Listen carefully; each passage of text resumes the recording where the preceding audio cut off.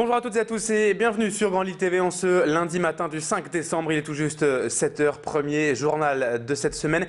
On regarde donc ensemble l'actualité de la métropole lilloise.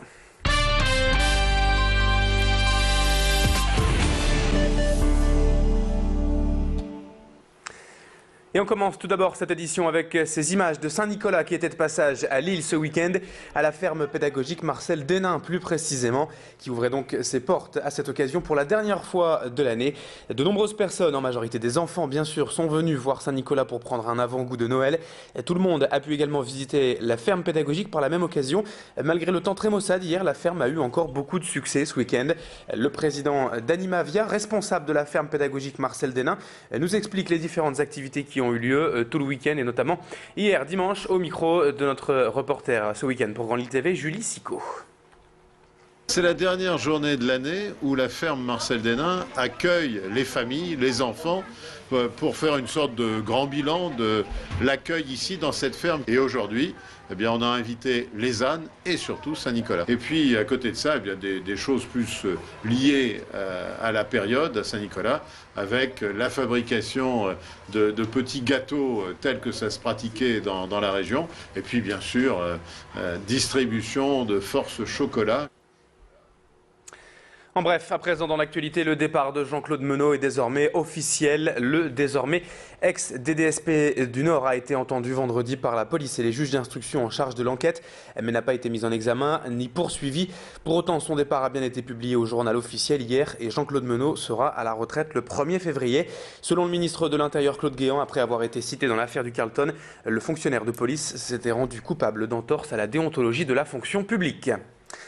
En bref, également dans l'actualité de ce week-end, une fusillade hier après-midi au centre commercial d'Anglo. Vers 17h30, un homme armé d'un petit calibre s'est mis à tirer sur des personnes à l'entrée de la galerie marchande.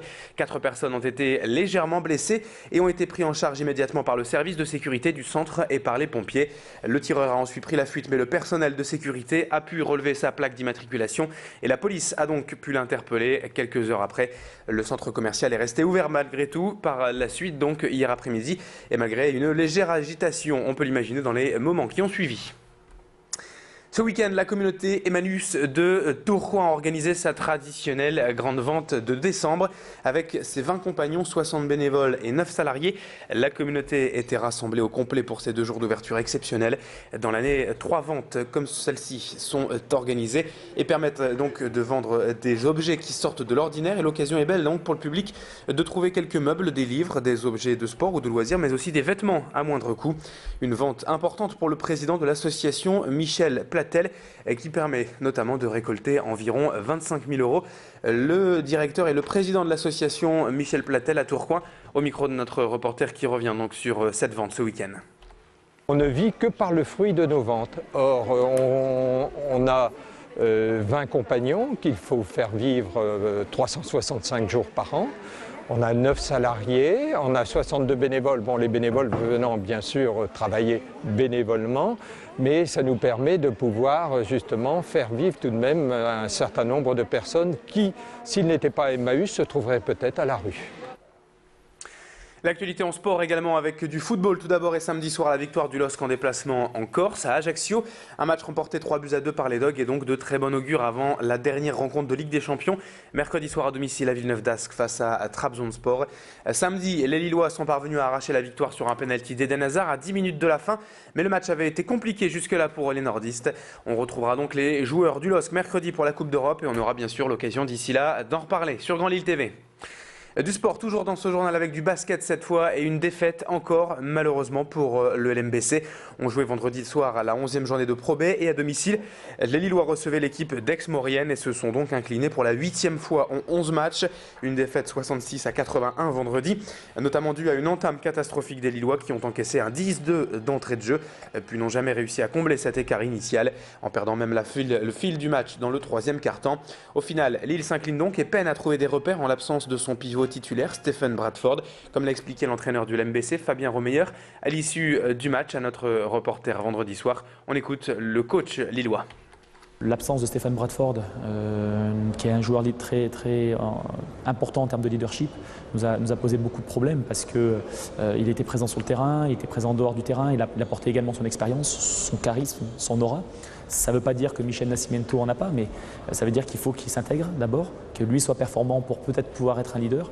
Et actuellement, malheureusement, il nous manque ce côté un peu leader, mais on ne peut pas non plus expliquer uniquement par son absence nos mauvais résultats. Je pense que ce soir, chaque match a sa vérité. Ce soir, on n'est pas du tout rentré dans le match. Allez, on termine ce journal rapidement avec une pointe d'humour et une rencontre avec Koé ce week-end. L'animateur de radio et humoriste était à Lille samedi pour y jouer son spectacle. Et Koé est d'abord passé par le Furet du Nord pour y présenter une émission spéciale d'1 heure en direct sur Énergie Lille. Et devant un public nombreux, il a parlé de son spectacle Picard Forever qu'il jouait donc le soir même à Lille. Koé était visiblement très heureux de présenter son spectacle dans cette ville. Un spectacle qui devrait d'ailleurs parler aux nordistes, aux habitants de la région. Comme il l'a expliqué à notre reporter ce week-end, Julie Sicot. On écoute Koé sur Grand Lille TV.